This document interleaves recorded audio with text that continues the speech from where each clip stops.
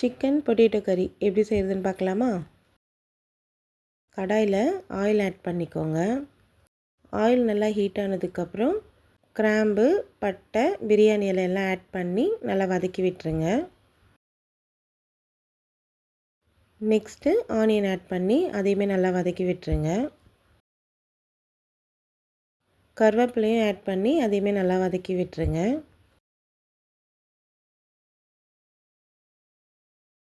Next இஞ்சி பூண்டு paste add பண்ணிக்கோங்க. தக்காளியும் ஆட் பண்ணி அதையுமே நல்லா வதக்கி விட்டுருங்க. எல்லாமே நல்லா வதங்கினதுக்கப்புறம் பொட்டேட்டோ ஆட் பண்ணிக்கோங்க.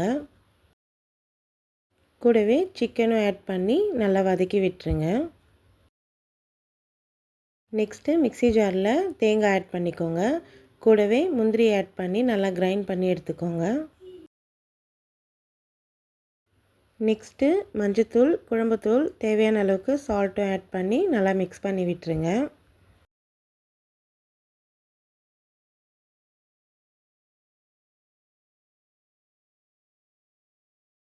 கூடவே நம்ம கிரைண்ட் பண்ணி வச்சுருக்க பேஸ்ட்டையும் ஆட் பண்ணி நல்லா மிக்ஸ் பண்ணி விட்டுருங்க.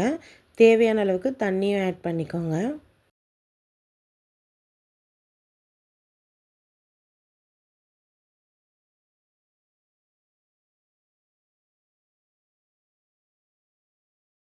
கொத்தமல்லி தழை ஆட் பண்ணிக்கோங்க.